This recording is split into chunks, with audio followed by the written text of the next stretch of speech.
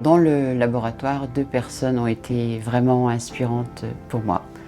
La première personne, c'est Michel Comet, qui nous a enseigné, voire martelé, les fondements de la recherche scientifique. Qu'est-ce que l'on cherche, pourquoi on le cherche et comment on le cherche. Il nous a tout appris et il avait une vision de la recherche extrêmement noble et exigeante. Pour lui, la recherche, c'était faire en sorte que les gens puissent aller au bout d'eux-mêmes. C'est un enseignement qui m'a profondément marqué, qui m'a accompagné pendant toute ma carrière et auquel je pense encore. La deuxième personne, extrêmement importante pour le laboratoire, c'est Daniel Fagret. De l'école de Michel Comet, il a renforcé les liens entre les biologistes et les cliniciens. Et c'est lui qui a eu l'idée, en 2000, de proposer à l'INSERM une unité de recherche radiopharmaceutique bioclinique qui regroupait tous les acteurs du développement des radiopharmaceutiques à Grenoble, les biologistes, les chimistes, les radiochimistes, les radiopharmaciens et les médecins. Et cette unité biologique et clinique dure depuis 25 ans. Ma collaboration au sein du laboratoire d'études des radiopharmaceutiques, parce que ça s'appelait comme ça à l'époque, remonte du temps où j'étais interne en biologie. J'ai fait à ce moment-là une rencontre qui a orienté ma carrière professionnelle. J'ai rencontré le professeur Comet et beaucoup de médecins nucléaires restaient figés dans une position historique en disant la médecine nucléaire, c'est nous, et donc la préparation des médicaments radiopharmaceutiques, c'est nous aussi médecins nucléaires. Or lui, il avait une position complètement inverse en disant moi je suis médecin, ce n'est pas ma partie. Si on veut faire quelque chose de bien, eh bien, il faut qu'on soit bien formé, qu'on ait les bonnes compétences pour le faire. Et j'ai donc, comment on peut dire, adhéré à sa vision qui était respectueuse du travail d'équipe où chacun pouvait trouver son rôle et sa mission. Pour ma part, je suis arrivée au laboratoire fin 2009. À cette époque, la radiochimie était réalisée dans une toute petite pièce au 2e étage où l'on travaillait principalement avec des émetteurs gamma. Les molécules radiomarquées étaient surtout des peptides, des protéines, des sucres et des acides gras. En 2011, nous avons déménagé au 4e étage et obtenu des financements qui ont permis d'acheter davantage d'équipements de radioprotection. Donc, nous avons également vu la nature des molécules d'intérêt se diversifier.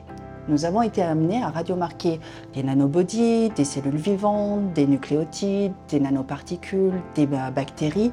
Et tout ça a considérablement augmenté notre expertise.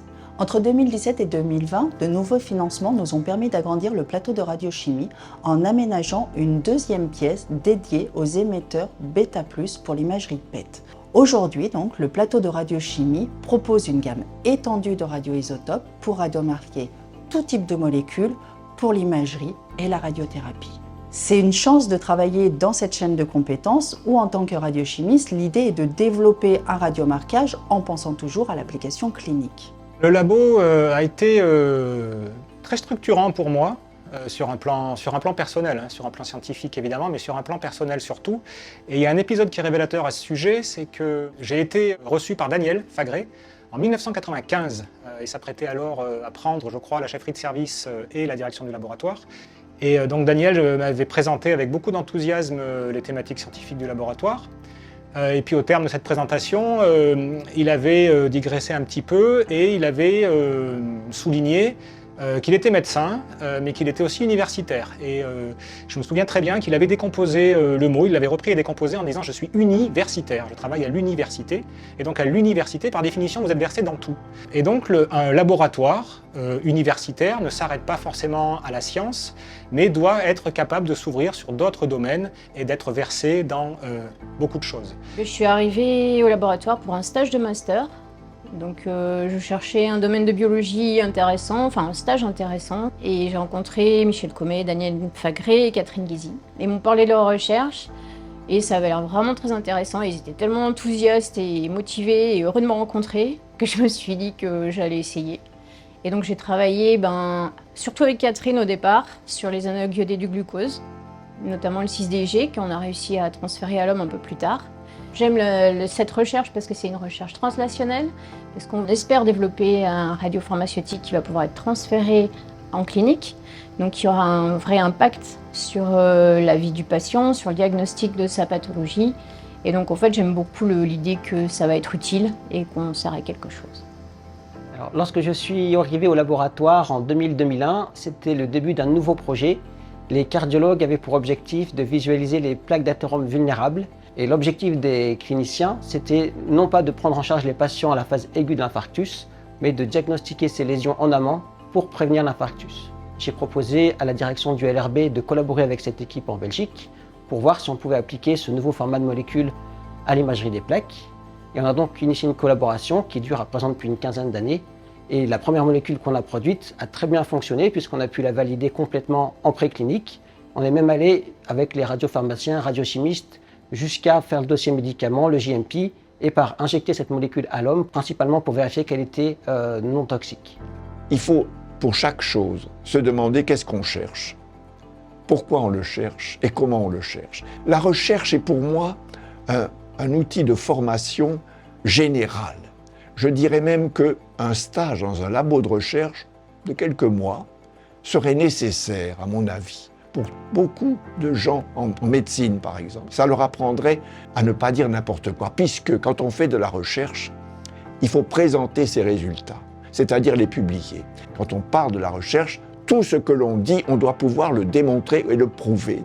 La force du laboratoire, elle se trouve, je pense, pour partie dans cette interaction très forte qu'on a avec les cliniciens qui nous soumettent les problèmes cliniques sur lesquels ils voudraient voir arriver une solution et qui sont les seuls à pouvoir identifier. Et nous, ensuite, on repart au laboratoire avec ce problème et on développe notre panel de compétences avec les chimistes qui synthétisent les molécules, avec les radiochimistes qui les marquent, avec les biologistes qui les évaluent. Et on retourne vers le clinicien au terme d'un temps qui peut être plus ou moins long, avec cette solution qu'on a à leur proposer aux problèmes cliniques qu'ils nous ont soumis pour commencer.